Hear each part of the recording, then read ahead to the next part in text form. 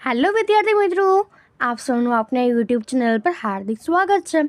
તો આજે હું તમારા માટે લઈને આવી ગઈ છું ધોરણ 7 વિષય વિજ્ઞાન પાઠ 10 વિદ્યુત પ્રવાહ અને તેની અસરોના સ્વ અધ્યયન પોથીના તમામ પ્રશ્નોના ઉત્તરોની સમજૂતી. તે પહેલાં તમે જો આપણી ચેનલને લાઇક, શેર અને સબસ્ક્રાઈબ ન કરી હોય તો તે જરૂરથી કરી દેજો. તો ચાલો આપણા પાઠના તમામ પ્રશ્નોના ઉત્તરોની સમજૂતી મેળવીએ. તો અહીં આપણા પાઠ 10નો પહેલો પ્રશ્ન છે કે ખાલી જગ્યા પૂરો. તેમાં આપણને પહેલું આપ્યું છે કે બલ્બની અંદર રહેલા પાતળા તારને ખાલી જગ્યા કહે છે તો તેને ફિલામેન્ટ કહે છે. બીજું, ઇલેક્ટ્રિક હીટરમાં આવેલા તારના ગૂંચળાને ખાલી જગ્યા તરીકે ઓળખવામાં આવે છે તો તેને એલિમેન્ટ તરીકે ઓળખવામાં આવે છે. ત્રીજું, તારમાં વિદ્યુત પ્રવાહ પસાર કરતા તાર ગરમ થાય છે. આ અસરને ખાલી જગ્યા કહે છે તો તેને ઉષ્મીય અસર કહે છે. અને ચોથું છે કે વિદ્યુત કોષનો ધન ધ્રુવ ત્યાર પછીના ક્રમશઃ વિદ્યુત કોષના ખાલી જગ્યા ધ્રુવ સાથે જોડાણ કરવામાં આવે છે તો તેને ઋણ ધ્રુવ સાથે જોડાણ કરવામાં આવે છે. તો હવે એના પછીનો આપણો બીજો પ્રશ્ન છે કે ટૂંકમાં જવાબ આપો. તેમાં આપણો પહેલો પ્રશ્ન છે કે વિદ્યુત કોષનો ઉપયોગ ક્યાં ક્યાં થાય છે? તો torch, transistor, radio, TV remote, AC remote control, ઘડિયાળ અને કેટલાક રમકડામાં વિદ્યુત કોષ વપરાય છે. બીજો પ્રશ્ન છે કે તારમાં ઉત્પન્ન થતો ઉષ્માનો જથ્થો શાના પર આધાર રાખે છે? તેનો જવાબ થશે કે તારમાં ઉત્પન્ન થતો જથ્થો એ તારના દ્રવ્ય પર, તારની લંબાઈ પર અને જાડાઈ એટલે કે આડછેદના ક્ષેત્રફળ પર આધાર રાખે છે. ત્રીજો પ્રશ્ન છે કે વિદ્યુત પ્રવાહની ઉષ્મીય અસરના આધારે ચાલતા સાધન કયા કયા છે? તો વિદ્યુત પ્રવાહની ઉષ્મીય અસર પર કાર્ય કરતા સાધનો ઇલેક્ટ્રિક ઇસ્ત્રી, room heater, electric water heater, electric kettle, hair dryer, hot plate, electric સગડી વગેરે છે. તો હવે એના પછીનો ત્રીજો પ્રશ્ન છે કે વિદ્યુત પ્રવાહની ઉષ્મીય અસર અને ચુંબકીય અસર વચ્ચેનો ભેદ સ્પષ્ટ કરો. તો એનો જવાબ થશે કે વિદ્યુત પ્રવાહની ઉષ્મીય અસર ત્યારે જોવા મળે છે કે જ્યારે વિદ્યુત પ્રવાહ તારમાંથી પસાર થતા તાર ગરમ થાય છે. આ અસર તારના અવરોધને કારણે થાય છે અને વિદ્યુત ઉર્જા ઉષ્મા ઉર્જામાં ફેરવાય છે. કેટલીક ઇલેક્ટ્રિક ઇસ્ત્રી, હીટર અને ફ્યુઝમાં ઉષ્મીય અસરનો ઉપયોગ થાય છે. બીજી તરફ વિદ્યુત પ્રવાહની ચુંબકીય અસર ત્યારે થાય છે કે જ્યારે વિદ્યુત પ્રવાહ વહેતા તારની આસપાસ ચુંબકીય ક્ષેત્ર ઉત્પન્ન થાય છે. આ અસરના ઉપયોગથી ઇલેક્ટ્રિક બેલ, ઇલેક્ટ્રોમેગ્નેટ અને મોટર કાર કરે છે. તો હવે એના પછીનો આપણો ચોથો પ્રશ્ન છે કે જોડકા જોડો. તોમાં અહીં આપણને એમાં કેટલાક નામ આપ્યા છે અને બીમાં તેના સંકેત આપ્યા છે તો આપણે તે જોડવાના છે. તો આપણું પહેલું છે બેટરી. તો બેટરીને આપણે આ પ્રમાણે દર્શાવી શકીએ. પછી છે સ્વિચ ઓફ. તો તેને આપણે દર્શાવી શકીએ આવી રીતે કે તેની કળ ખુલ્લી છે.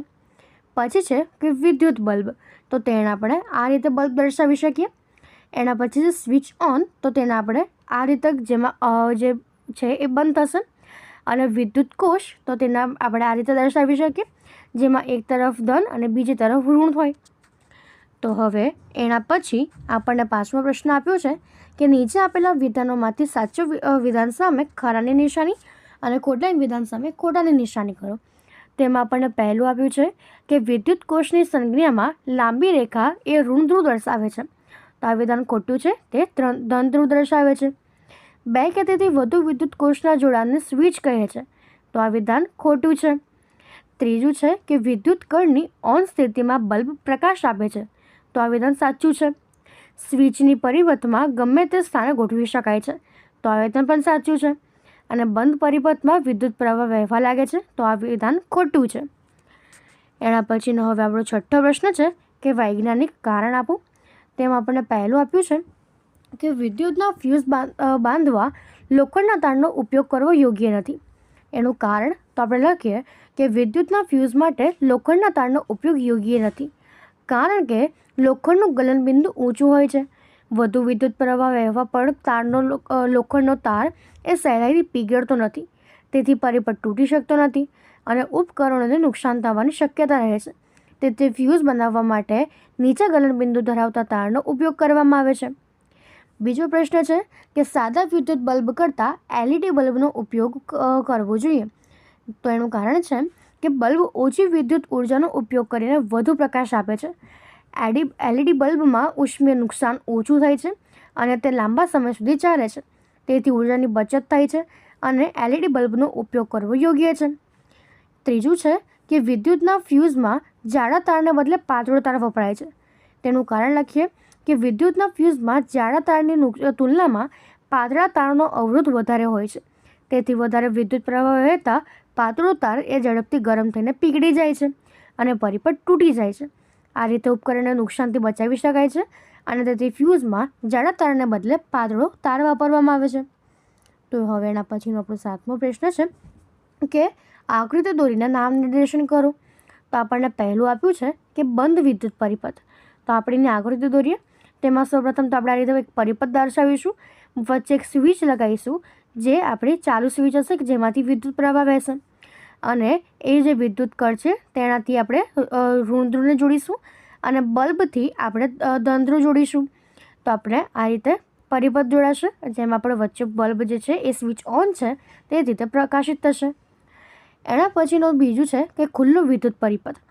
તો આપણે તેને દર્શાવી શકીએ કે અહીં એક બલ્બથી એક રેખા જશે સ્વિચ પર એટલે કે કળ પર, અને કળથી ઋણ ધ્રુવ પર, અને જે બલ્બ છે એ બલ્બનો ડાબી બાજુનો જે તાર છે તે જશે બેટરીના ધન ધ્રુવ પર.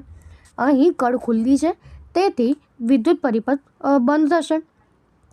તો હવે એના પછીનો આપણો 8મો પ્રશ્ન છે કે તમારી આસપાસ મળી આવતી ચીજવસ્તુનો ઉપયોગ કરીને વિદ્યુત ચુંબક કેવી રીતે બનાવશો.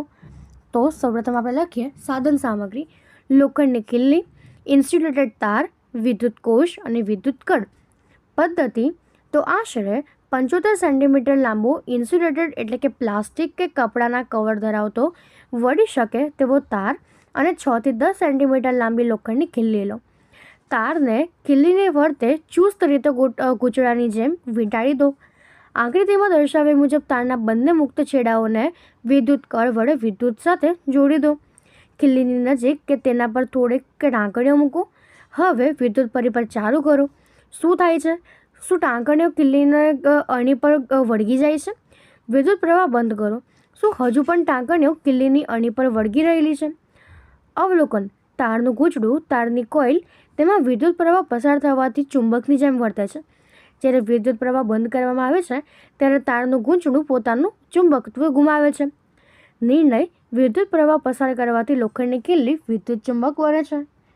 તો હવે એના પછીનો 9મો પ્રશ્ન છે કે વિદ્યુત ઘંટડી વિશે સમજૂતી આપો. તો આપણે લખી શકીએ કે રચના: લાકડાના બોર્ડ પર એક લોખંડના ટુકડા પર વીંટાળેલી વિદ્યુતના તારનું ગૂંચળું ફિટ કરેલું હોય છે. ગૂંચળું વિદ્યુત ચુંબક તરીકે વર્તે છે. વિદ્યુત ચુંબક નજીક નરમ લોખંડની પટ્ટી રાખવામાં આવે છે. તેના એક છેડે લોખંડની હથેળી જોડેલી હોય છે. આ હથેળીની સામે સહેજ દૂર ધાતુની વાટકી સ્ક્રૂ વડે બેસાડેલી હોય છે. નરમ લોખંડની પટ્ટીની નજીક સંપર્ક સ્ક્રૂ રાખેલો હોય છે. વિદ્યુત ચુંબકના બે છેડા પૈકી એક છેડાને નરમ લોખંડની પટ્ટી સાથે એટલે કે અને બીજા છેડાને વિદ્યુત કોષ મારફતે સ્ક્રૂ સાથે જોડાયેલા હોય છે. હવેનું કાર્ય જ આપણે લખીએ તો સ્વિચ દબાવવાથી વિદ્યુત પરિપથ પૂર્ણ થાય છે. આથી વિદ્યુત ચુંબકમાં વિદ્યુત પ્રવાહ પસાર થવાથી તેમાં ચુંબકત્વ ઉત્પન્ન થાય છે. તેથી નરમ લોખંડની પટ્ટી વિદ્યુત ચુંબક તરફ આકર્ષે છે.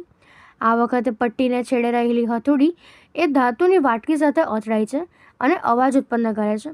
આ વખતે સ્ક્રૂનું જોડાણ પટ્ટી સાથે તૂટી જતાં વિદ્યુત પરિપથમાં ભંગાણ પડે છે અને ગૂંચળામાંથી વહેતો વિદ્યુત પ્રવાહ અટકી જાય છે.